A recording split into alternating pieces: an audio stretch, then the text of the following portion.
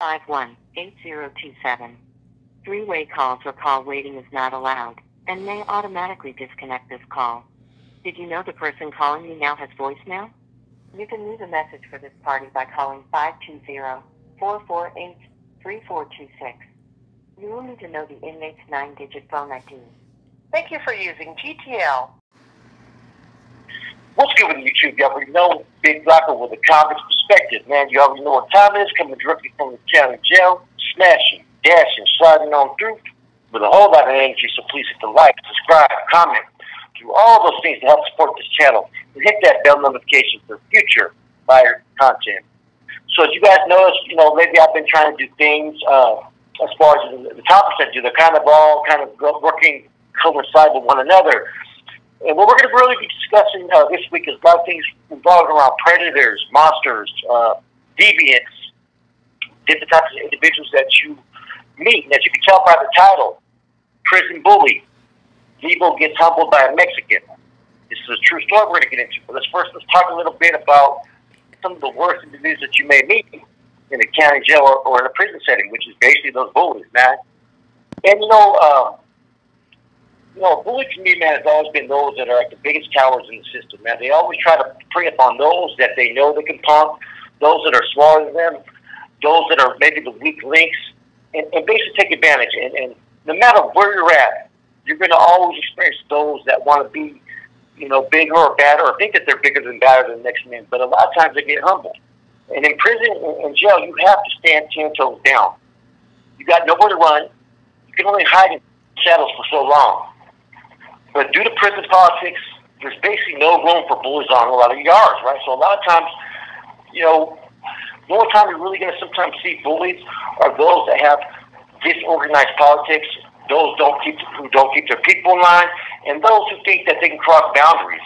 Those that think that that the prison politics that are established on their yard don't apply to them. And it happens a lot. You know what I'm saying? There are really those who, because they're big, because they're tough, because they can fight, at times think that they are the exceptions to all prison politics and rules, man. I've never been in the county jail, me personally, the things I've experienced, I ended up giving someone a new smile ear to ear based on the fact of him being a bully up in a pod way back in '96. And I remember that there was a homeboy one time when he came to the county jail. Everybody knew him from the streets. He was with the shit. And he came in, and when the rules had changed, he didn't care. He was going to sleep all day if he wanted to. He was going to use drugs if he wanted to. He didn't care at the time. You know what I'm saying? That's who he was, but he was never a bully. So there's a difference between someone who's with the shit and does what they want, right? And those that just take advantage of people. And I've always, like I said, some of the worst and biggest cowards I've ever met in a prison setting have been the advantage of people, because someone's new to the area, or new to the country. It could be a little vice or a little Hindu dude or whatever, or Asian, whatever it may be. I've seen people try to take advantage of people like that in jail because they're bigger, take them for their shit, basically punk them, utilize them, manipulate them. And sometimes these individuals feel that they don't have a voice. Now, I'm going to tell a story. This is a true story. It's a good one, man. And basically, there's this individual. And he ended up coming across the name of DEBO. And, he was big, basically just like DEBO. He was from Compton, California, right? Big old monster dude. His real name wasn't DEBO, but because he just had those tendencies, people just started calling him DEBO. And he was one of those ones that had that attitude, I can do whatever I want because I'm big, I'm bad. And he would push those limits basically upon anybody. You would see him at the poker table. He'd be disrespectful to other races, basically calling them out like, what you want to do about it? And you would see a lot of individuals basically eat that humble pie. Basically, they didn't want to see him, and he would get away with a lot of stuff. Now, I personally had interactions with this person. I never had that problem. Maybe because I was pretty much about the same size as him. But I started to witness the things that he would do. And I would see that he would also test those limits with even cops. He would get away with certain things that, say, another inmate was over that, they would yell at them, but they wouldn't say shit to him. If they told him any corrections, he would ignore it, wouldn't get written up. Whereas another inmate would get written up. So even Even the correction officers showed that they were scared of him. And he would involve himself in other racist business. And I heard stories about the individual. Okay, I heard that, you know, even his own people tried to remove him before, and they sent 3, 4 people on him. He sent them all out the room, right? But this finally changed, okay? There was this one individual, he came in. He was Rafa, he was Mexican. And he was from some neighborhood out there in Tacoma, Washington. I think he was actually a Mexican Crip. He comes in, he's new, he's a newcomer, right? Doesn't really know anybody. And when he walks in, he gets acknowledged, he gets embraced, right? He introduces himself, right? And the dude's actually a really, you know, godly individual, really into the Bible. You could tell he has his own past. You could tell he's lived in a life that's been pretty much, you know, just like any one of us, you know, streets, which comes with gangs, guns, women, drugs, and all that. You could just see it in him that he's lived that life. But you could also tell that he had a change in him. You know, he had basically what I'd say someone who's had a spiritual change and they're trying to live in the right direction. Now, unbeknown to him, he's basically a newcomer. Now, DEBO, who has a tendency to sit there and say some of the most outlandish stuff towards newcomers, be very borderline disrespectful, right? Comes at him in a fashion, in a way to where, man, he said some things, called him basically a punk, called him basically a snitch, called him all kinds of stuff that in jail you can't accept. And here's this short little Mexican dude that's minding his business, and some dude about 6'6", 300 pounds, basically calls him a punk, a snitch. And this Mexican dude, right, Chicano, is only about maybe, 5'5", 5'6", maybe about 170 pounds. And this dude outweighs him by 140 pounds. You know, this happened at the end of apartheid, okay? And after that, you know, a lot of us were shocked, like, what the fuck, man? Like, wow, like, you know, how did this just happen? You know, what's going to happen next? You know, sure enough, you know, the next morning, this humble individual, this godly individual came out and said that, you know what? You know, I may be embracing the Bible. I may be embracing Christianity. I may have the Holy Spirit in me. But it doesn't mean I'm going to let people, you know, basically walk over me like I'm a doormat, right? And whereas there was many people who pretty much borderline got punked by this dude, borderline got fucking talked to in a way that you shouldn't let nobody talk to, and the dude gets away with it. He pushes those limits with a lot of people, and he thinks like anybody who gets that he's bigger than, that he can pretty much bully his way through it. You know, he's had people in the cell where pretty much were on quiet status, you know what I mean, couldn't do shit in the cell because they were set up with him. That's how much of a bully this dude was. And he started to kind of, like I said, before all this was going on, he would go and be disruptive. Say if you were on the phone or something like that, he'd go over there on purpose and start making noise. And he knew what he was doing. He knew he was being disrespectful. Well, he just wanted to get a reaction, see if he could get away with it. Well, this dude, he couldn't get away with it. That morning, right, dude goes up to his cell, confronts him from the night before, and on instinct, this 5'6" Mexican dude, right?